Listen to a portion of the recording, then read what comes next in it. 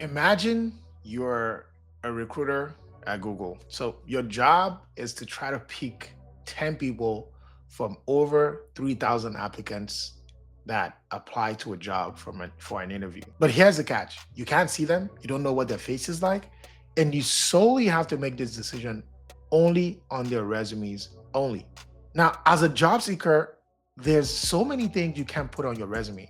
You might have, great personality. You might be great to be around. You might work well within the team, you know, and you might have a lot of really amazing soft skills that help you do a lot of stuff. Or you might even be someone who may not know everything yet, and you're a first learner that can pick up anything very, very quickly. The challenge is if your resume does not communicate that effectively, you're not even going to get the call, talk less of getting the interview to actually prove many of those things in person, to a real human being. So, one of the most things that you can do in your job search process is to have a strong resume. This is the resume that got me a job as a product manager at Apple. But not just that, it's also gotten me interviews at Microsoft, Amazon, Netflix, and a bunch of other Fortune 100 companies. I'm going to link to it in the description. So if you just want to copy it, you can just go right away and do that.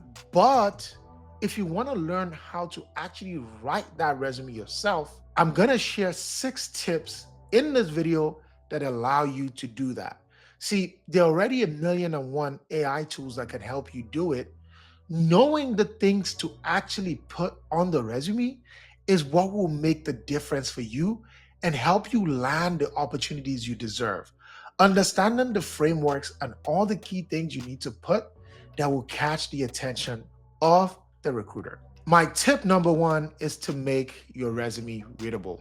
Recruiters on average spend about 7 seconds scanning a resume. 7 seconds. That's all you got to catch the attention. So if your resume isn't easy to read, that's it, game over.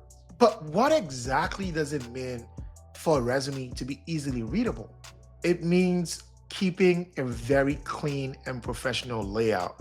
I've seen a bunch of those double column, multiple formatting resumes. Please, please, please don't do it. Here's what you need. You need clear headings, bullet points, and consistent formatting all through. And I can't stress this enough. Also stick to one font. You can bold it, you can make it bigger, you can make it smaller, but just make it easy to read, make it consistent, make it easy to find information. And most importantly, make sure that your best and finest things that you want to highlight are on the top of the page right at the beginning. This will mean that if you're a fresh graduate, and you went to a Ivy League school, that's what you want to highlight. If you're someone who has built experience on projects, maybe that's what you want to highlight first. If you're tenured, maybe you want to show your experience on the things you've worked on. There's no hard and fast rule about what you highlight, but the thought process is, what is the most impressive thing about you? Figure out a way to surface those information first. That's the rule. Because if you forget everything else, don't forget this. Again, it's 7 seconds you got. So make sure you're making the most of it. Tip number 2 is to make it short and sweet. Baby, please. Your resume is not your life story. Think of it more like a highlight reel. For most people, 1 to 2 pages is perfect. If you have many more years of experience and you can go beyond that, that's fine, but only do it if it's relevant. One of the things that you will see in writing, story writing and article writing and things like that is start with a rough draft and then start to cut down things that don't really add color or flavor to your story. Are there adjectives, words, things like you're doing that little superlative that you can cut out? Take away all the fluff and leave just the content, the hard thing that really, really sells you as a candidate there, right? If it can be 2 lines, don't make it 3 or 4 lines. That's really where you get the value out of it. And then the main thing you want to do is to ensure that you're putting things in that specific resume, especially if you're tailoring resumes that speak directly to the role. If you're new to the industry or fresh out of school, leave things out that may feel, great but are not relevant, and only focus on the things that are universally transferable. That's another way to keep the content level down. The goal is to show the recruiter, hiring manager, or anyone else who's looking at your resume very quickly why you're the person that they're looking for. Tip number 3, use numbers. Numbers make your achievements stand out. They're proof of your impact. They make them quantifiable. Sure, you can say that you delivered your projects faster, but by how much? How much is really faster? Is it by 3 weeks? Did you cut it down by 15%? Was it 1 month before and did you cut it down to 2 weeks?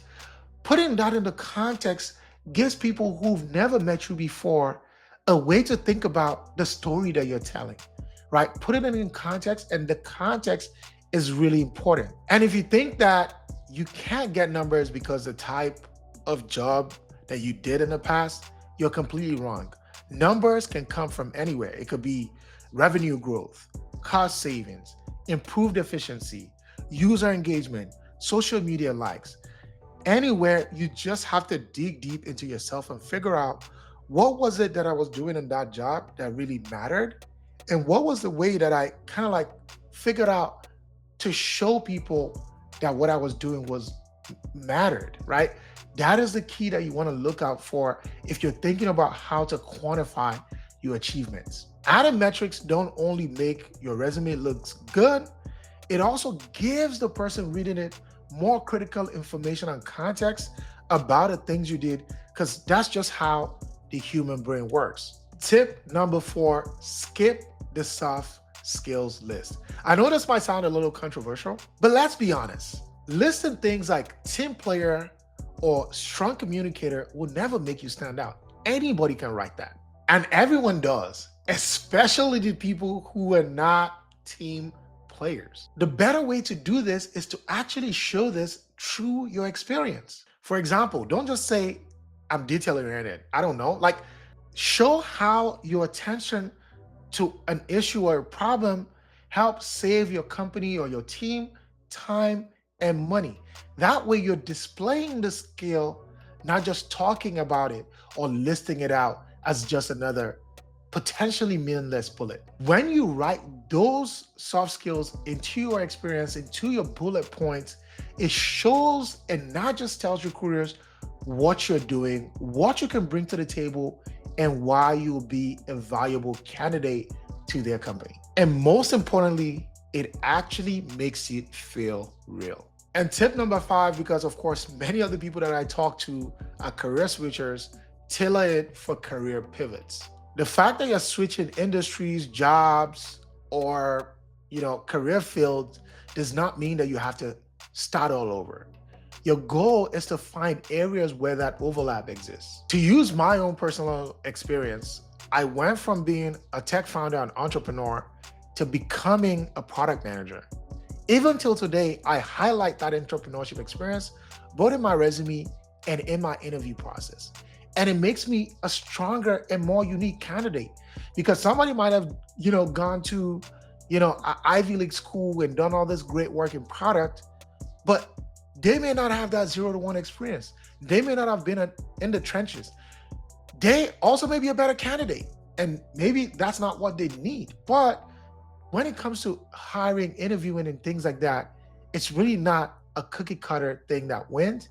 It's what's your own unique selling point, and that's what you want to lean into. I always highlight, the skills that help me build my digital businesses and how that translated into product management. So it's the stakeholder alignment, right? Making sure that everybody's on the same page, figuring out product market fit, figuring out all these different things that you have to do, and building out a roadmap, right? How are we going to do all the things that we're going to do in sequence? All of those things were things I had to do as a business owner, and also things I'm having to do as a product manager. So think about all of the things and transferable skills in your past roles, and how you can relate them back to what the role that you're targeting now is demanding. So do you have leadership, marketing, project management, All of those things are useful in many different roles and can be applied in many different ways. Your job in your resume and, of course, in your interview process is to connect the dot for the recruiters and the hiring managers, because honestly, they won't. No, seriously, they won't. Tip number 6, avoid jargon. See, here's the thing about technical or industry specific jargon that most people don't realize. They don't come off as cool or as smart as most people think they are. There will never ever be a substitute for clean, clear communication. It looks goofy, and it even looks worse if you're trying to impress or say it to somebody who doesn't even understand what the heck that means. The truth is, you don't know who's going to be reading your resume first. So you want to make sure that whoever picks up your resume, they can get it. They don't have to second guess it. They don't have to think long and hard about it. They just know exactly what you're talking about. You know, it could be, the hiring managers who's super technical who also knows it, but it might also be a new recruiter who just started the role and is getting up to speed about all the different terms in software engineering or data modeling or all those different things. So you want to bring it down. You can still put the keywords. Don't take out the keywords. But even with the keywords, can you talk about the different things you did in a way that anybody understands it? Instead of using things like async programming, right? Is there a better way to say it? And you have to ask yourself. So after you write the resume, go back and audit it and think, will everybody get it? Is this the only way to say this? Is there a different way to say it without necessarily confusing people who may not know exactly what this means? And the bonus tip that I want to leave you with is the ATS. Before any human even sees any resume, it has to go to the machine. So you have to figure out all of that technical things before you do it. If 5 people actually comment on this video and ask for what it takes to make an ATS friendly resume, I'm gonna do a follow-on video that talks about specifically what you need to do to make an ATS friendly resume. For now, that's all we're covering in this video. If you want more tips from my experience working in tech, check out my newsletter that I send out once every week on Thursdays. It has a lot of great resources, tips, and if there are opportunities like free conference tickets or apprenticeship programs or networking events, know that we always put that in there, so you never ever want to miss out on the goodies that we always have in there. You should also come hang out with us on the weekly Working in Tech podcast. Also on Thursdays, we bring professionals every week to come and talk about their journey into the tech industry. Don't forget to like, share, subscribe, and share this video with anybody who you think this might help out. I know breaking into tech is tough, and one of that first steps is building the right resume. So if you know somebody this might help out, feel free to share this with them, share the message, share the good news to help them along in their journey. See you in my next video.